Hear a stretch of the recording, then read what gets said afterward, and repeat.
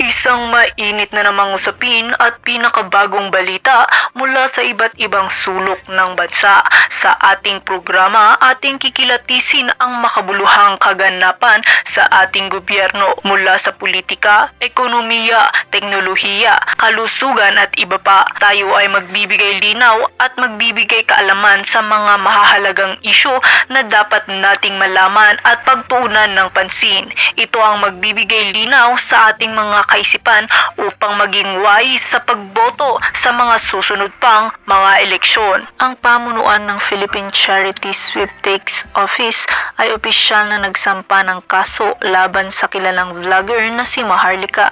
Ang hakbang na ito ay kasunod ng mga pahayag ni Maharlika na naglalaman ng seryosong akusasyon laban sa ahensya.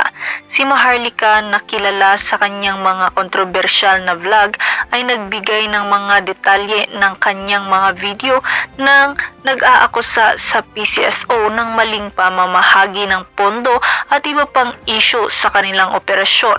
Ang mga pahayag ni Maharlika ay nagdulot ng malawakang diskusyon sa social media at iba pang mga plataporma.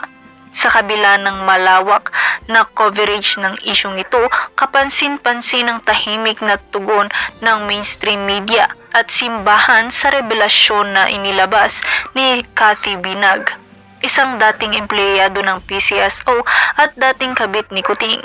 Ayon kay Binag, ang mga akusasyon ni Maharlika ay may basihang ebidensya, ngunit tila hindi ito nabigyan ng sapat na pansin ng mga pangunahing organisasyon ng balita at relihiyon. Ang PCSO ay patuloy na nagsasagawa ng mga legal na hakbang laban kay Maharlika at sinasabing ito ay bahagi ng kanilang pagsisikap na ipagtanggol ang kanilang integridad at tiyakin ang tama at maayos na pagganap ng kanilang tungkulin sa bayan.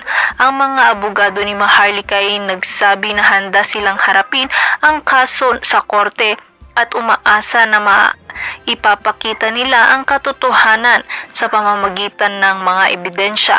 Sa isyong ito ay nagbigay diin sa patuloy na debate sa pagitan ng mga bagong plataporma ng balita at tradisyonal na mga organisasyon, pati na rin sa papel ng social media sa modernong lipunan.